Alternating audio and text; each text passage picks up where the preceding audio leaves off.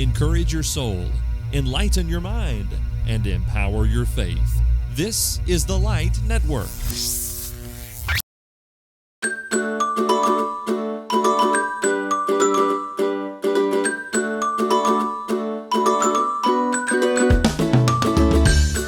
Welcome to Wifey Wednesdays, a podcast for women who are seeking to be the best wives they can be. I'm your host, Emily Hatfield, and this is the show where the plan is always to do things God's way, especially our marriages. I want to thank you so much for joining me for yet another season of this podcast. I am looking forward to diving into different women of the Bible this season and looking at the ways that they showcased power. Sometimes this was in a good way, and sometimes, like today, it was in a very bad way. We're going to kick off our study for this season with a very villainous woman, and there is much to be learned from her. Her name is Athaliah, and her husband was Judah's king Jehoram. Now this guy, he was awful. 2 Chronicles 21:11 says that he, quote, made high places in the hill country of Judah and led the inhabitants of Jerusalem into whoredom and made Judah go astray. Okay. Now, Israel, they've been astray for a while. This is the divided kingdom time period. So Israel has been astray, but Judah has been relatively faithful. Not anymore. And I think that part of that is that King Jehoram here is married to the daughter of the king and queen of Israel. Okay, so it's a divided kingdom. Israel has gone astray. Judah's about to under Jehoram's reign. But part of that is because Jehoram is married to the daughter of the king and queen of Israel. Athaliah's parents are Ahab and Jezebel. Her grandfather, King Omri, was said to have been more evil than all who were before him. So this lady, though I doubt she really is a lady, but this woman, she comes from a long line of people who do whatever they want, and they seemingly have no regard for anyone except themselves. But Athaliah, she seems to reach a new low. After her husband dies from an incurable bowel disease, yikes, her son becomes the king. But he is, not surprisingly, also an awful king. Now, he's the king of Judah, but he follows after the ways of the house of Ahab, king of Israel. And scripture tells us he does this because, quote, his mother was his counselor in doing wickedly. So here's the queen mother.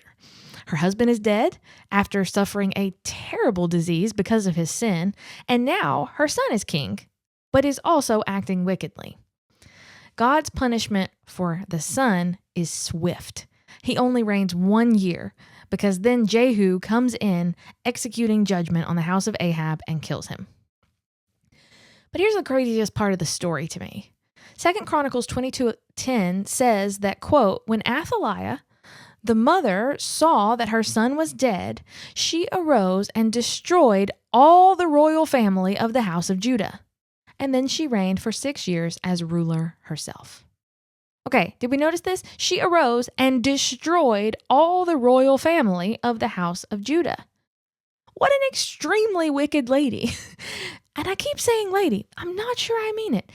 She is so bent toward ruling, toward being in charge, and doing whatever she wants that she ends up having the entire royal family executed.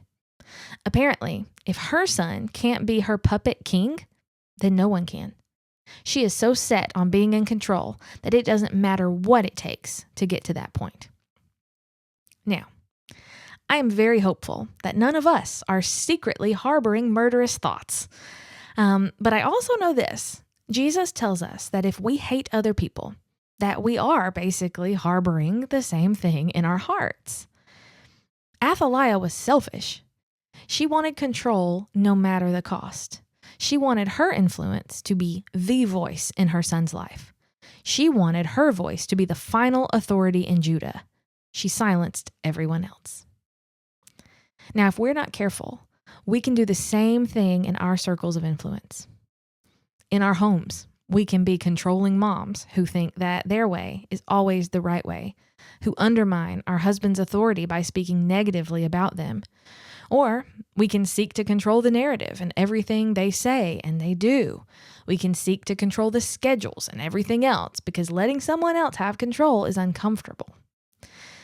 I think these are easy areas to get trapped in, especially if you are a stay-at-home mom like I am. Listen, I get it. I am with my children far more than my husband is with our children. I probably know them and their quirks a little bit more just because of the time I get to spend with them. I have routines. I have ways that I do things. And when my husband is home and does things differently than my routines and the ways that I do things, I'm not always pleasant. I'm not always pliable to a new way of doing things. I am sometimes frustrated or bitter or resentful. And that's when the little bits of Athaliah start showing. God has never desired that we assume all control. Just as He desired to be the King of Israel, He desires to be the King of our lives. When we submitted to Jesus in baptism, we made a new ruler of our hearts. We stepped off the throne. And now we live our lives making daily sacrifices, doing what is pleasing to the Lord instead of what is most convenient or what is most pleasing to us. But it's hard. Relinquishing control is hard. And not being set in our ways is hard.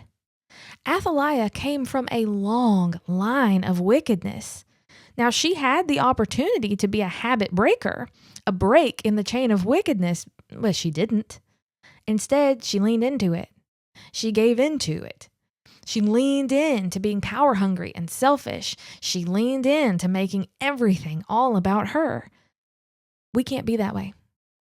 No matter how you were raised, you can't lean into the bad habits or sinful attitudes or behaviors that you saw growing up.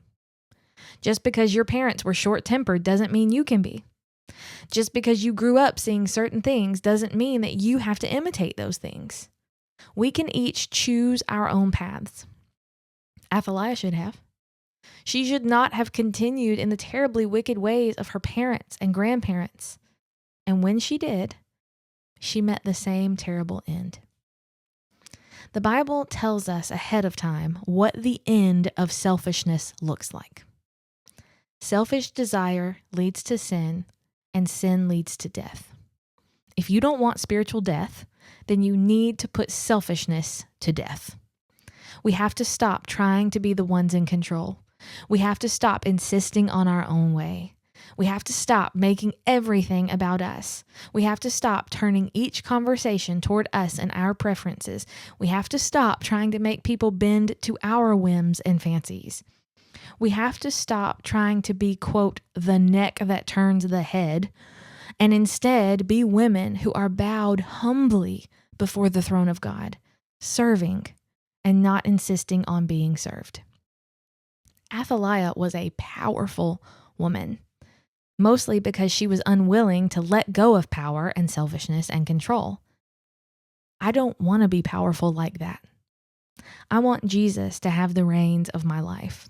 I want Him to occupy the throne and reign in my heart. And so, in whatever ways we can, in whatever ways we need to, let us rid our hearts of any Athaliah-like tendencies and learn from her negative example as we seek to live lives fully pleasing to the Lord. Thank you for joining me for our kickoff episode of Season 22. All season long, we're going to be discussing powerful women and the different things that we can learn from them, whether good or bad. Next time, though, we are going to hit a positive example. But that's just next time. Who knows what will be in store for the rest of the season? I like to keep you on your toes. Thank you for listening. I really appreciate your support and your encouragement. And until next time, remember, love God, love your husband.